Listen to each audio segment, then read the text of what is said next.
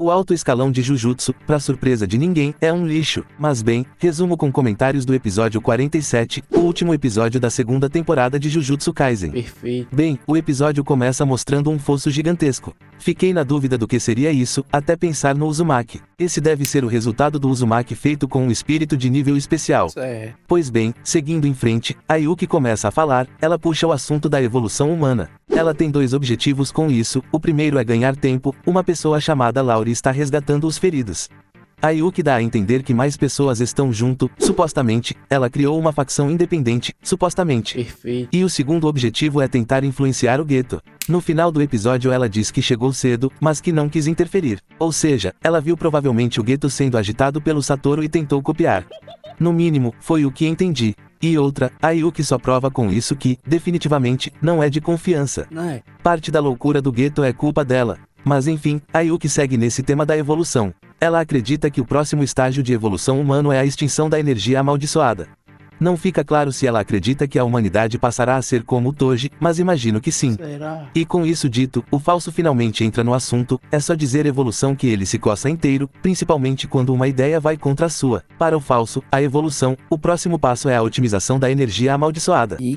Então, espero que em algum momento isso seja explicado, o que seria a otimização da energia amaldiçoada.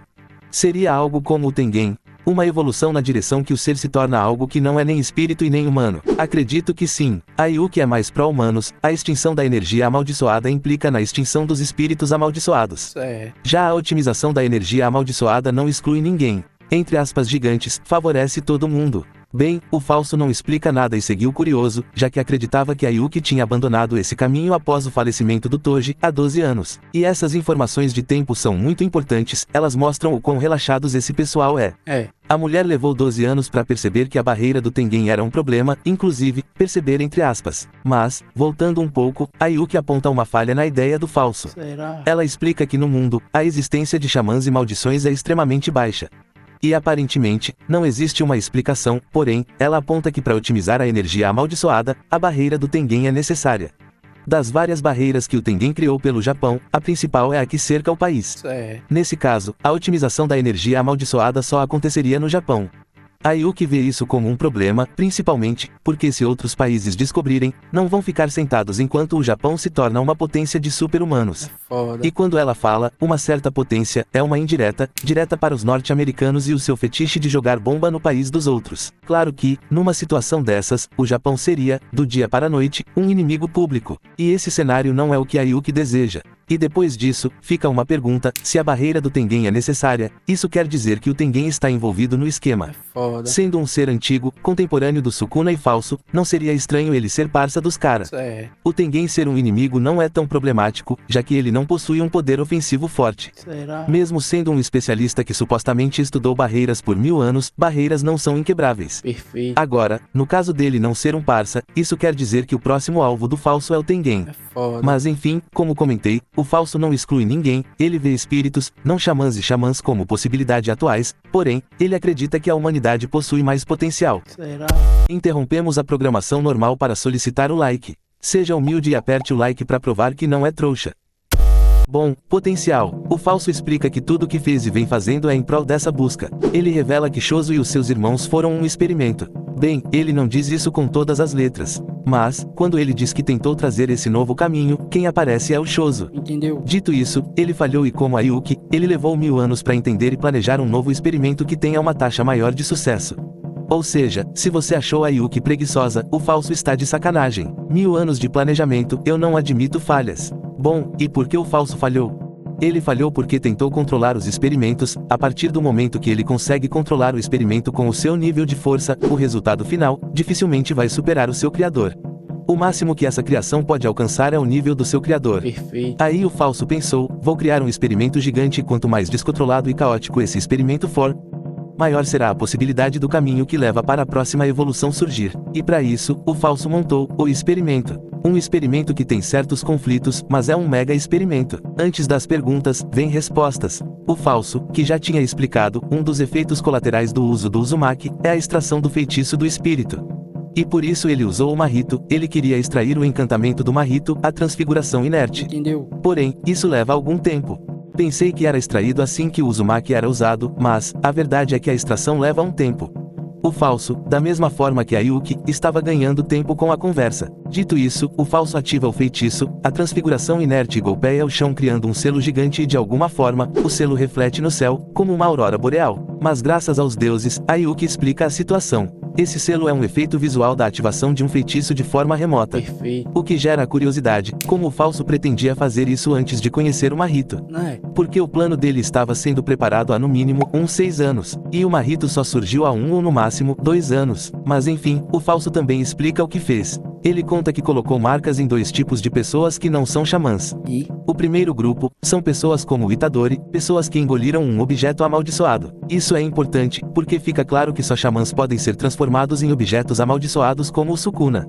Não lembro de terem explicado como o Sukuna se tornou um espírito vingativo, mas é de conhecimento público que ele era um feiticeiro na origem.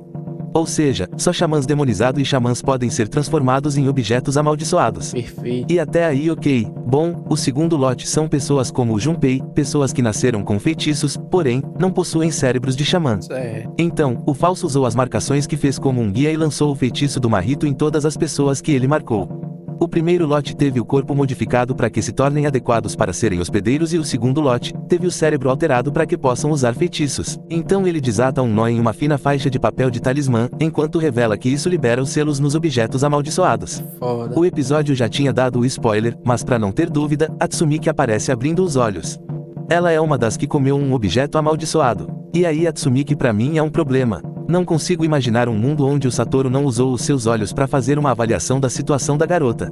E aí fica por isso mesmo. Porque se ele olhou, é meio que impossível os 6 olhos não perceber o objeto amaldiçoado no corpo da garota. Enfim, a garota pegou um parasita de 1000 anos. Bom, o plano do falso é fazer que todos lutem e através de batalhas extremas, as cobaias descubram o caminho correto para evoluir. No entanto, a Yuki não acredita que as pessoas vão se matar só porque ganharam poderes.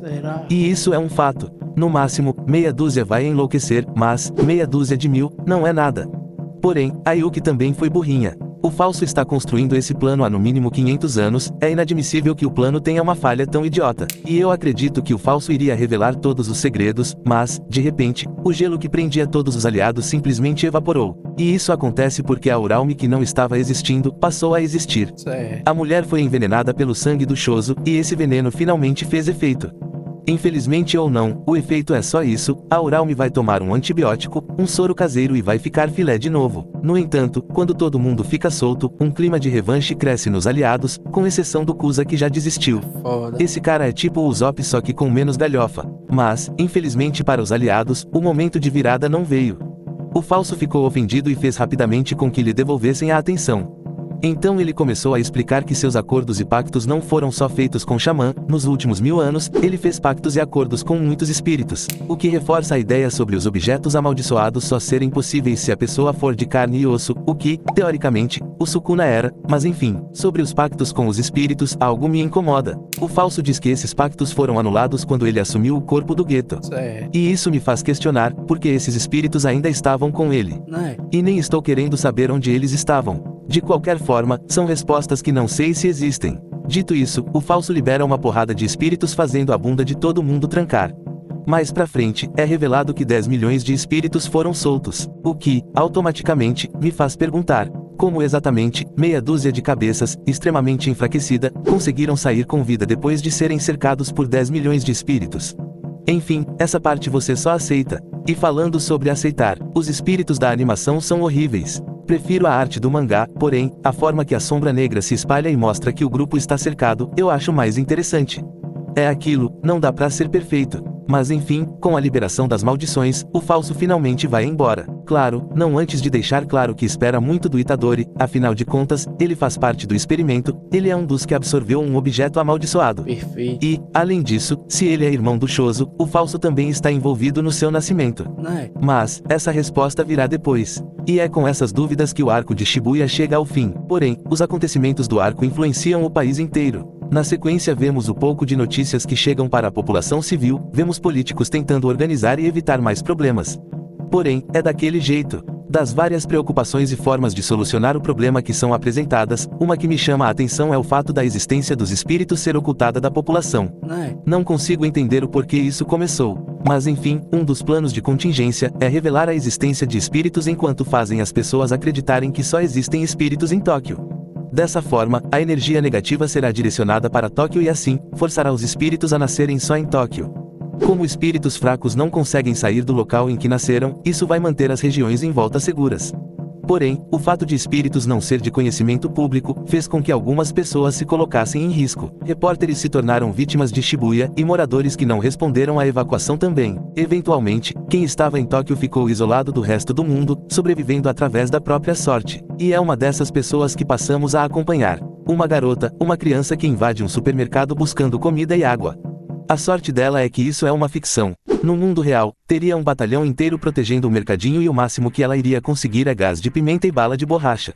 Mas, como é um mundo imaginário, ela conseguiu comida. Ela já foi muito sortuda de ter sobrevivido até agora, porém, uma pessoa com muita sorte, nunca tem uma vida tranquila. Então a garota come até que percebe alguma coisa. A garota tem a habilidade de ver e ouvir espíritos. O que foi a sorte do espírito, um dos mais inúteis espíritos que já vi.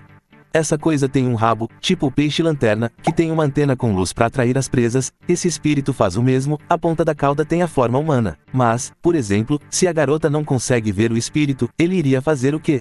Desistir. Tipo assim, será que compensa essa estratégia de merda? Enfim, a garota tem sorte e pouca inteligência, então é convencida e sai do mercadinho. Vai ver que o espírito é tipo vampiro e como a garota não é dona do mercadinho, não pode permitir que ele entre. Mas, infelizmente para o espírito, a garota tem tanta sorte que nem a gripe pega ela. Antes que pudesse relar na garota, o Yuta surge e cai sobre o espírito. Perfeito. O famoso feiticeiro depressivo, voltou todo sorridente e não só isso, mas também trouxe a Rika.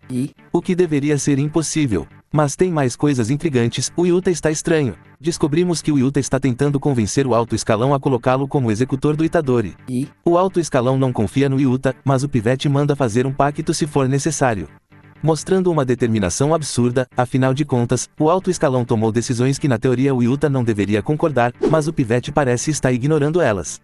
Tudo por uma vingança, Yuta revela que Inumaki, de forma incrível, sobreviveu ao domínio do Sukuna, perdendo só um braço, é claro. Perfeito. E isso é imperdoável, ele tem que vingar o braço perdido. Inclusive, meu sonho é ver alguém usando uma prótese mecânica controlada por energia amaldiçoada. Mas vai ter isso? Nem fudendo. Mas enfim, o Yuta quer porque quer essa missão, mas o alto escalão tem dúvidas. Isso porque os animais decidiram ignorar tudo que foi aprendido durante Shibuya, em especial, a parte final. Então fizeram os seguintes decretos. Suguru Geto foi descoberto vivo e por isso, sua antiga sentença foi reativada e o xamã deve ser executado. Satoru Gojo foi declarado cúmplice e condenado ao banimento da sociedade. Qualquer um que tente remover o selo do Satoru será condenado à morte. E quem também tomou gratuitamente nesse bolo foi o diretor Yaga, condenado à morte por supostamente ter incentivado o Suguru e o Satoru. E até aqui, você já vê que as coisas estão estranhas. Yuta, melhor que ninguém, sabe das coisas. Ele pode até duvidar se o Geto original ficou vivo ou não, mas concordar com o banimento do Satoru. Só isso já é o suficiente para saber que nesse angu tem caroço. De qualquer forma, o Yuta consegue o que queria e foi oficialmente encarregado da execução do Itadori. E enquanto o alto escalão de Jujutsu solta várias notinhas nas redes sociais, o Itadori está batendo palma para o nascer do sol. Perfeito. Quem diria, né? Mas é isso. Termino aqui esse vídeo. Espero que tenha gostado, mas se não gostou, eu te perdoo. Você chegou até aqui. Forte abraço e até a próxima.